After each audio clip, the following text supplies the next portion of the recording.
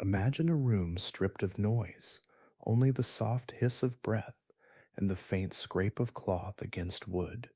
In that silence, a body stands still, hands relaxed, eyes steady.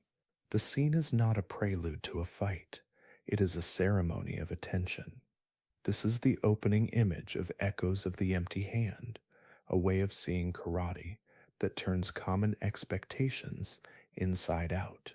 The power isn't measured by how fast a fist flies or how loud a shout is.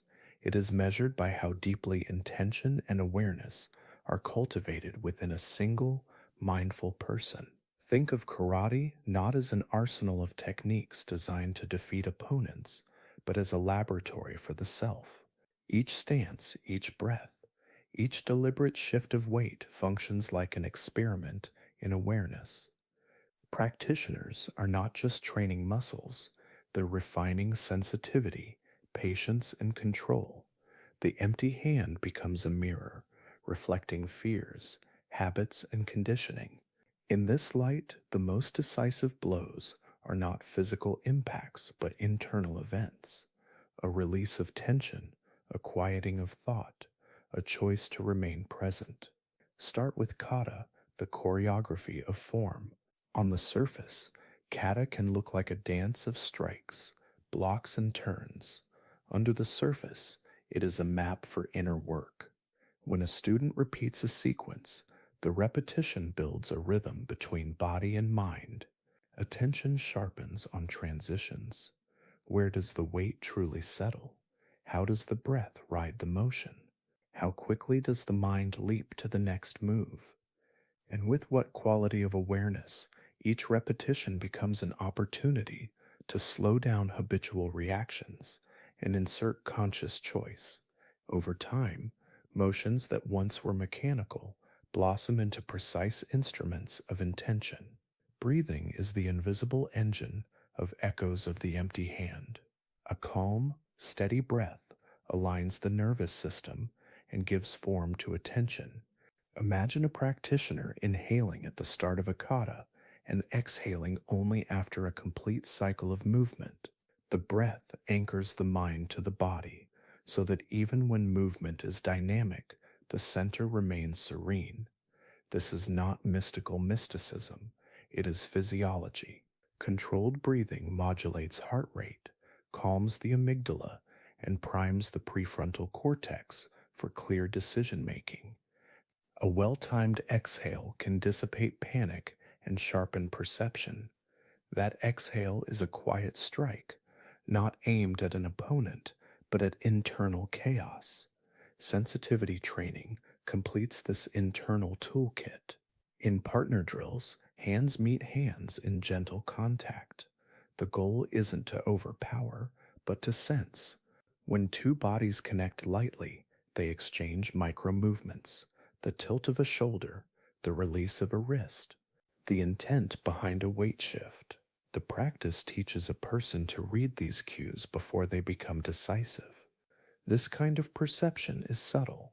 It is about noticing the first flutter of tension in an adversary's frame, or recognizing the fraction of a second when one's own center goes soft. Sensitivity cultivates anticipation, not through guesswork, but through heightened feedback loops between touch and awareness. Now consider the role of intention. In conventional thinking, intention is the impulse that precedes a strike. In the philosophy behind Echoes of the Empty Hand, intention is the sculptor of moment-to-moment experience. Intention clarifies purpose, to remain calm, to sustain balance, to engage without aggression. It transforms movement from reaction into choice. When intention is trained to be steady, neither forceful nor passive, it creates a field of influence. Others sense it, because humans are attuned to congruence between body language and inner state. A person who moves with steady intention can de-escalate tension simply by existing in a poised way. That is a power far more useful than raw strength. Discipline here is gentle but unrelenting. The practice is not about punitive repetition, but about consistent return. Falling back into distraction is expected. The point is to notice that falling and to bring attention back without judgment. Over weeks and months, this discipline rewires reflexes. The nervous system learns to favor presence over reactivity. Little victories accumulate: a moment of calm in traffic, a steady voice during a difficult conversation, a breath that halts a spiraling worry. These are the everyday applications of a martial art turned inward. There is an ethical dimension to this path. Karate's traditional precepts often emphasize humility, respect, and restraint. Echoes of the Empty Hand amplifies these values, insisting that mastery must be paired with responsibility. The person who develops inner steadiness holds a kind of power that can soothe or dominate. Choosing to use that power with compassion requires moral clarity. Training cultivates this clarity by pairing physical practice with reflective moments, sitting quietly after kata, journaling about reactions in sparring, or simply checking in with one's emotional state at the end of training. The aim is to ensure that skill becomes a tool for service rather than a vehicle for ego. This practice also reframes fear. Most people believe fear must be eliminated to act effectively. Echoes of the Empty Hand suggests another path. Transform the role of fear from driver to messenger. When fear arises during training, the instruction is not to brute force it away, but to examine it. What shape does it take in the body? Where does it live? Does it sound like a tight jaw or a shallow breath? Naming fear disarms it. When fear becomes an observed sensation rather than an identity, it loses its tyrannical grip. The practitioner learns to move with fear as a companion, not an enemy. That capacity to stay present with discomfort spills over into life beyond the dojo. An unexpected benefit of this inner focused approach is improved decision making under pressure. Instead of escalating, they create space, words spoken calmly, a stance that diffuses tension, a decision to walk away when appropriate. The outcome may or may not be dramatic, but the internal victory is profound. The student discovers that the true fight had always been with reactive habit patterns, and those patterns are malleable. Training also builds a refined awareness of boundaries. In physical dojo practice, balance and distance are constantly negotiated. This skill transfers to social life, recognizing when someone is emotionally encroaching, identifying when to hold firm, and knowing when to step back. Boundaries become perceptible, not as rigid walls, but as living edges that respond to contact. The Empty Hand teaches how to touch and be touched without losing oneself, a lesson in empathy and self-respect. The discipline is inclusive. Echoes of the Empty Hand does not rely on brute physical strength. It favors precision, timing, and mental acuity. Because the core skills are awareness, breath control, and refined movement, people of different ages, sizes, and fitness levels can participate and benefit. This accessibility is part of its radical promise. Mastery is available to anyone willing to show up honestly and consistently.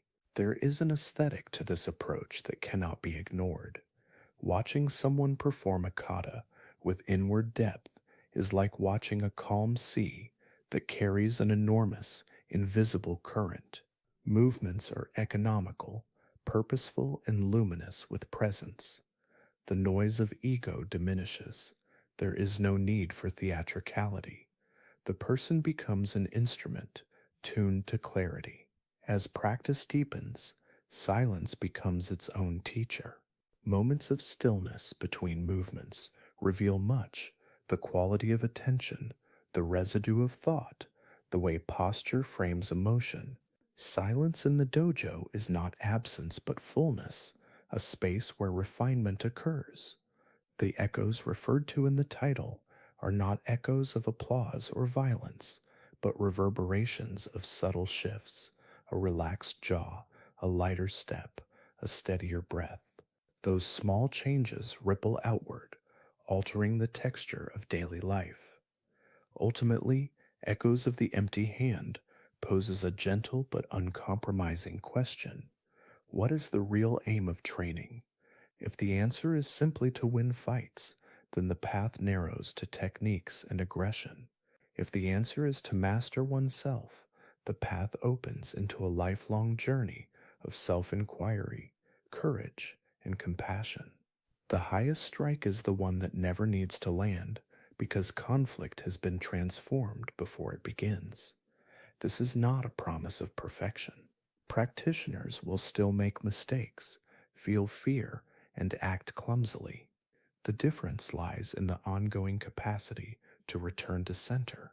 Training creates an elastic resilience, the ability to spring back into presence after being stretched by life's pressures. That resilience is both practical and profoundly humane. It helps people respond to stress with skill and to treat others with consideration, born of internal steadiness. Imagine closing your eyes after practice and feeling the subtle architecture of your body, not as an object to be dominated, but as a living ally. Imagine carrying that sensation into a meeting, a family dinner, or a late night walk.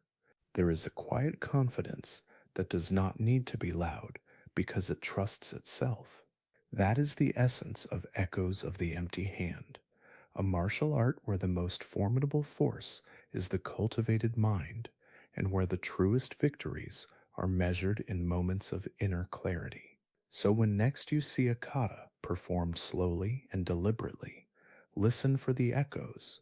They will tell you about a different kind of strength, one forged not in collision, but in concentration, not in conquest, but in conscious presence. The empty hand, held with integrity, speaks louder than any blow.